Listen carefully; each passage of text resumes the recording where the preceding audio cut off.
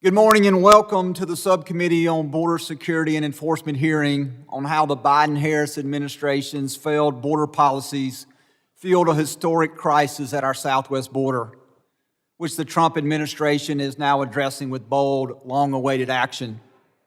First, I want to say it is an honor to serve as chairman of this subcommittee, and I look forward to working with my colleagues on both sides of the aisle, especially with the ranking member, the gentleman from the great state of California, Representative Correa, as we seek to address the critical challenges facing our nation's border security. Just over 4 years ago, on January 20th, 2021, President Biden was sworn into office, and on that very same day, with the stroke of a pen, he issued executive orders dismantling years of robust border security measures implemented by the first Trump administration. The results can only be described as a colossal failure. We have often heard the phrase, "Those who don't know history are doomed to repeat it." So to be clear, this hearing is not about looking back just for the sake of looking back, but instead is about learning from past failures so that Congress can work together to pass meaningful and lasting solutions to secure our border. The policies we put in place today will shape the future and ensure the failures of the past will never be repeated. Over the course of 4 years, the Biden-Harris administration introduced sweeping policy changes that prioritized rapid processing and release over enforcement, thereby dismantling border security policies meant to deter illegal immigration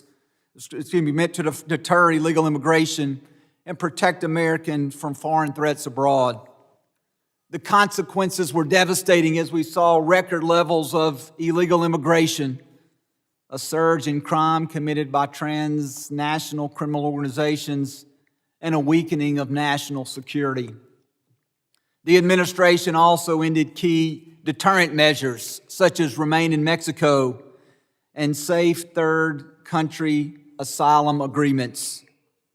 It expanded the CBP-1 app and created mass parole programs to facilitate the illegal entry of inadmissible aliens into the United States. As a result, every state in America has now become a border state. Violent criminal gangs infiltrated American communities and carried out heinous crimes such as murder, assault, robbery, and rape. These crimes which jeopardized the safety of all American citizens. When President Trump took office in January, he and his administration wasted no time in reversing the failed policies of the Biden-Harris administration.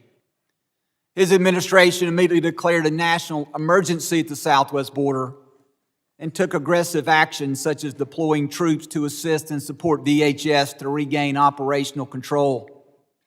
The president also resumed border wall construction, ended Biden-era mass parole programs, and terminated the failed catch and release policy. The results were seen almost immediately.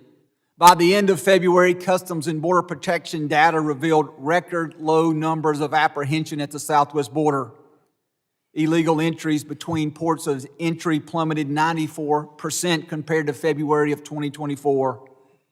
Meanwhile, at the same time, Immigrations and Customs Enforcement ramped up its enforcement efforts and increased arrest of public safety threats by 627%. I would like to close with a quote from one of our witnesses. "The bottom line is this did not have to happen, and we need to prevent it from happening again. We must do all we can to learn from the past, to protect the safety and security of all American people, and to ensure that the failures of the past will not be repeated."